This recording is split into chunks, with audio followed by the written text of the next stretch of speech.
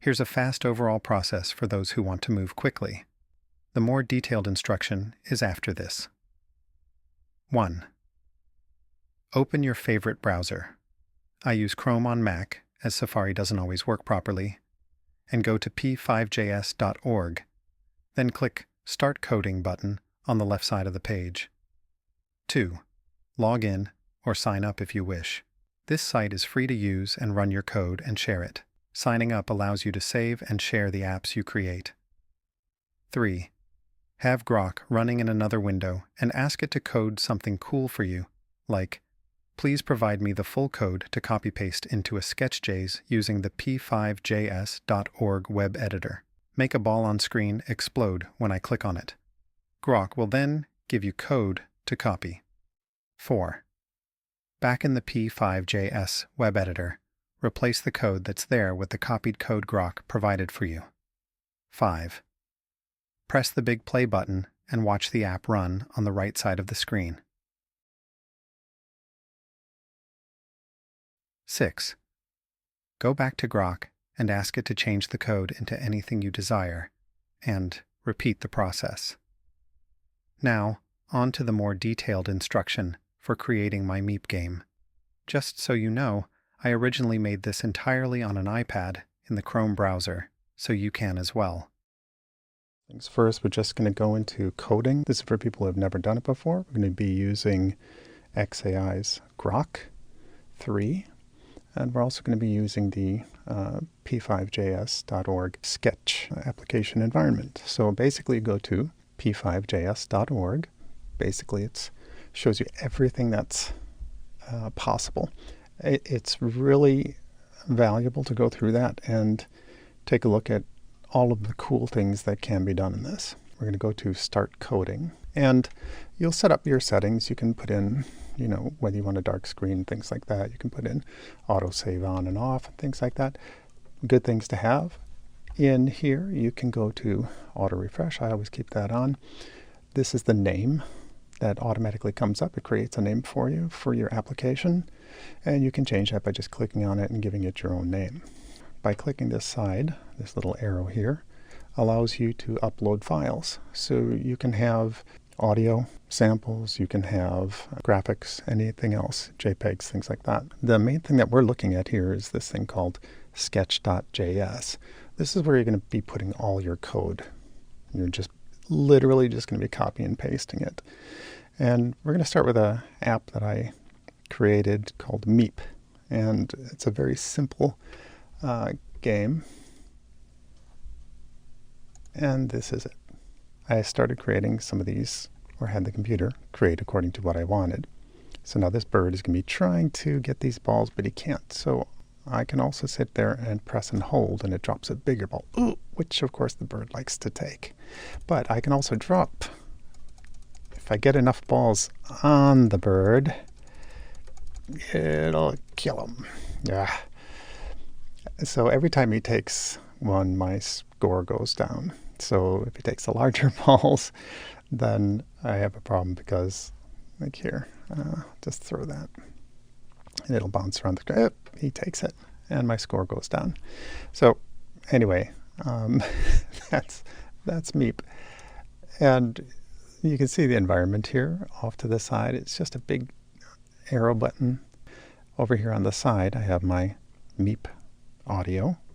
Now, we're going to go back to Grok itself. Several different ways you can do it. Grok.com, Grok.com. They're offering it free as they said, until our servers fry. So take advantage of that as much as you can. And you can also subscribe to it. There's different things that allow you to get, the deep search, thinking, and so forth. These are different levels of advanced and more in-depth capabilities. You can also go through x.com and you can get a subscription there, and you'll also get Grok 3 and some of the greater features along with that subscription. So these are just other options. What I'm going to do is type in, and this is what I do, you are an expert in p5.js and will now produce code for the p5.js web editor. You can be loose with your language, but you do want to be clear as to your directions. These are great for iterating. So basically, by the seat of your pants developing, which is how I write novels and how I do a lot of my other stuff. I don't have outlines, that sort of thing. Some people thrive on outlines, and it absolutely works for you just as well. So please feel free to work outlines, get your entire concept down, and then break that down into simple steps that you then start having Grok program for you. For me, I started off with something like this. I primed the pump, so to speak, for the AI. You tell it what it's good at. And this helps, think of it as it helps refine its output to something that you initially state. So if I say it's good at swimming, everything becomes, a swimming pool and a swimmer, as an example.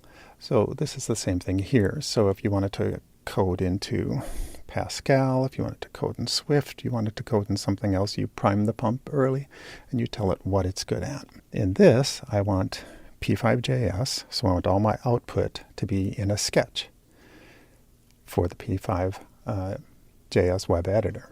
My next directions are, I want you to create a sketch for a ball that sits on a rocky terrain.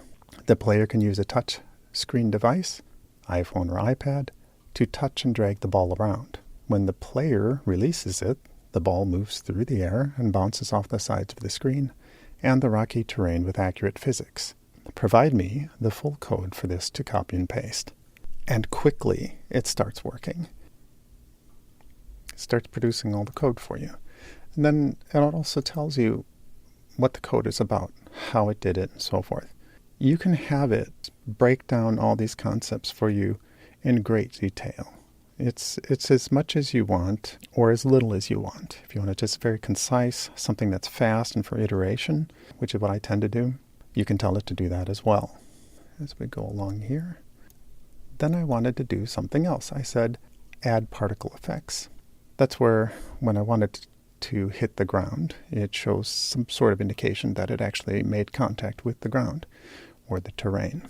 Now, I hadn't recorded the earlier stuff for the game, but you initially saw the movement of the ball itself and the terrain. So now it starts producing, here's the updated code with the particle effects added. And it starts showing you that. And then here is where I've also added the next thing. This is the neat thing about this is because for me, this is vibe coding, but I like this freedom of going in any direction. What I see on the screen helps inform my creative input and expression. So when you do get it to produce the code, what you're going to do is you're going to copy it. You want to make sure that it produces the full code. Sometimes it will, if you don't explicitly say or request it, sometimes it will produce just part of the code that it changed. For me, I like to get all the code at once so I can copy and paste it and put it in there. I don't want to have to search through the code. Again, it doesn't help for speed and iterating on a product if I just don't have something to copy and paste and throw in there, observe how it reacts or responds, and then be able to immediately go to the next thing that I need done. When you go through here, you'll click copy. It will copy all of that JavaScript. That's the sketch that you will then go back into the other program in your web browser. And in my case, I did all of this iteration on the iPad. I just went through Google Chrome.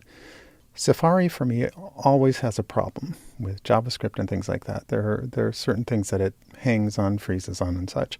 So I use Google Chrome. It seems to work with the least amount of problems. You will take this, you'll copy this code, and so this is where you would paste that code. You would simply select this all, and you'd go paste. Like this. All of that code will be pasted in here. Press this, And you can create a folder, you can create files, you can upload file. Upload file is where, of course, you want to upload some of your assets. In this particular case, that's how I uploaded my Meep. Now, because that M4A was a problem, you'll see it come up here at the bottom. This console, if it's not immediately right there, it may be at the bottom, you'll just drag it up. This is where any errors will come up. Because I was sitting there pressing the play button, of course, nothing happens. So, stop it. And you'll see down here at the bottom, unable to decode audio data. You basically just copy that, and you'll paste that back into Grok and say, this error came up. And then it figures out the problem, and that's where you'd go to Convertio or the audio editor of your choice to convert the M4A into an MP3. Then just go back into here, click your plus, upload your file, and then you can also, and this is the cool part, you can do your selection. So if I want to copy part of the screen or my file structure, you can do that. And you can then upload into Grok and say, this is my current file structure. Because now it knows that there's an M4A in there, or there's an MP3 in there, and it'll revise the code according to what it sees in your file structures there. Very helpful, something to remember to do. So I went to clear here to get rid of that. So now this is my next version. I imported the MP3. Okay, so back to the iteration on the game. So I wanted to make sure that it dynamically fills whatever screen that you put it on. So it could be on the Mac, it could be on the iPhone, it could be on an Android, things like that. Because this is JavaScript, it'll run in a web browser, and you'll be able to share those files. Again, it tells you what it's done. I add another thing. On touch screen devices, make sure that touching and dragging the ball doesn't move the underlying screen around. Also make sure the physics are accurate. If the ball is on a pointed peak, gravity must pull it to one side or other of the peak, which is kind of something that you'll see as you're playing the game. If the ball is at the top but doesn't, it just stays there at the peak, and it's like, well, that's unnatural. No, you may wish to have that. I didn't. I wanted more accurate, so it's going to fall down into the valley between peaks, that sort of thing, and then bounce around. So I have it create that. So it updates the code, and again, you wait for it to finish, because what will happen is this down here will be a rectangle, and this is a screen recording of what I had done earlier. So, but it'll be a square basically in there, and once that square is done, you scroll down to make sure that it has finished what it's doing. You don't just immediately copy as it goes. You wait for it to finish the code process. I write another thing. Because I go through, I copy and paste that code, put it back into the sketch, play it, and I'll see something else that might have occurred. And I might get another idea for something. So in here, it says, again, make sure that the background screen cannot be dragged up or down, because sometimes that will be the problem. And sometimes it won't on whatever your device you're working on. Cannot be dragged up and down, only the game elements. Also add a new ball if the player presses anywhere above the terrain. The longer the press, the bigger the ball. If the player drops the ball onto existing balls on the terrain, they will explode into many pieces. So this is part of the playful stuff. Some of this stuff you can only get as inspiration from seeing the errors or seeing what is not done, for me. So that's why this iteration process is perfect for these sorts of things. So I have it do that. It writes the code. I copy and paste the code into the sketch. I play it, and I see if there's anything else that I want added, or if there was an error, things like that. So I have added a sound asset called Meep 4MA, which you will use to play each time the player presses to create a new ball. The sound will also play when any ball explodes. And you saw the error before, and that's when I created an MP3, uploaded that, deleted the other one, and then I did a copy of the screen, uploaded that into Grok, and said this is the current file structure. So you'll do that here at the bottom. So on this area, this plus sign, this allows you to upload your images. So if you have a screenshot, you click on that, upload it, and you tell Grok, what it is in this screenshot. All you have to do is say, this is my current file structure. And it'll see that the MP3 file is named meep.mp3 instead of M4A. And then I have it basically, I tell it to include that and revise the code accordingly, so that in the code structure, it automatically changes the name of the structure of the asset within the code, so it uses basically what's on that side. So now I add, make the bigger balls harder to explode. If the ball is 2 times the size of the other balls, they will require twice as many of the smaller balls to make it explode. All of these iterations, it'll produce again more code that I will copy and paste. Here's another one. I get this error. It says type error undefined is not an object. And that came up in that console on the P5J web editor. So I copy that, just paste it in here and say this is the error. It's here, tells me exactly what that's about and how it's going to fix it. That's the really cool thing about it, is you can have it fix the problems that arise. It produces more copy, or more code for you to copy and paste. And then I add other things about the size of the balls, how many points they get. I tell it to have in the upper left corner of the screen, keep a running tally of the number of balls exploded, give extra points for larger balls. This is the cool thing about this, is you can go through this, add all these things later. You can say, okay, well now this code is great. I want to add a scoring system up in the corner. You can actually draw images of how you want the screen to look, literally on your iPad. Take it as a screenshot, upload it, and say, this is how I want the screen to look. And it will code that. It's really cool. It's the neatest thing when you think about it. I can actually sit there and type in what I want in the corners. I can draw it. It's as elaborate as you want, or as rough as you want, to let it determine the best way to code it. That's the iterative process, which is wonderful. If you have any questions, this isn't working for me, you simply type that into Grok, and Grok will give you the answer. You can, again, have it help you as much as possible, or stay hands-off as much as possible. As you progress through this, you get really comfortable with that. And then after a while, the nice thing about this is you'll get to a point, because it'll tell you what's in the file structure. And if you're curious, you can sit there and you can actually go through the code and start adjusting things if you want to get into that.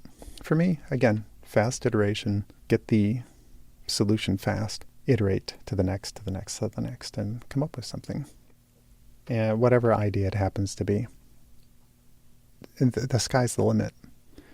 So, press the ball to start. It's down there, the bird can't get it. Okay. But I can destroy that ball. Boom. And then I get points for it. So, and if I kill that little bird, sometimes he's too fast. But I can come on and get it. Come on. Whoop. Little bugger. I know he wants it. Anyway, I'll have too much fun with it. You can create sprites. You can have it use those as assets for the critter. But as you can see, that produced something that was just cute and really functional. Sound makes it really good. Having physics effects makes it really good. Now, if you want to share this, there are several different ways that you can do that. One is you simply have it to where you think it's really good, or even if you're sharing it just to test it on your iPad or iPhone or on your Mac, you'll simply go up to here. Of course, you want to save your file because that will allow you to share it. And then you go to share, and basically this center one, you just click on it. It's called full screen. Automatically copies it to the clipboard. And so then if I create a new tab, I just paste that, the game comes up so I can play it. Ooh, bugger. There. Oh, yeah, it takes it. So this becomes a challenge. And again, you can adjust any of the variables. If the bird is going too fast, you can say to Grok, slow the bird down, or make it go faster only on higher levels. You can say, when the person gets so many points, it goes to another level. One thing I did do was I kept the jittery motion here so that the screen still seems live. I like them as little particles, little meepers.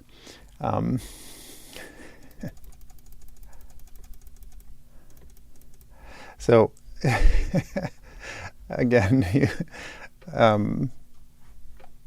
that's how you can actually play it. You can take that code and you can put it in a browser of your choice on your iPhone, iPad. You can send it to a friend, that sort of thing. Google has their image effects, so you can certainly create buttons. And Google does a really good job of producing a lot of the orthographic images for your, just like that. So you can say start, you can download that asset, you can cut it out.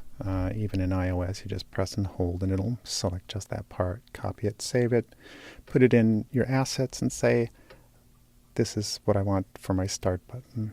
Again, you can say top down or you can say orthographic and it'll produce the interface displays to your liking. You can describe tons of stuff about it. So now basically you would identify this, you would select it, cut it out, tell Grok, you could say, this is button 1 start, button 1 stop. And you can say use those buttons for the start of the game or wherever you want. The image effects area in the labs at Google is excellent for this type of interface work. That's about it. So if you have any questions, let me know, and I'll see what I can do to help you.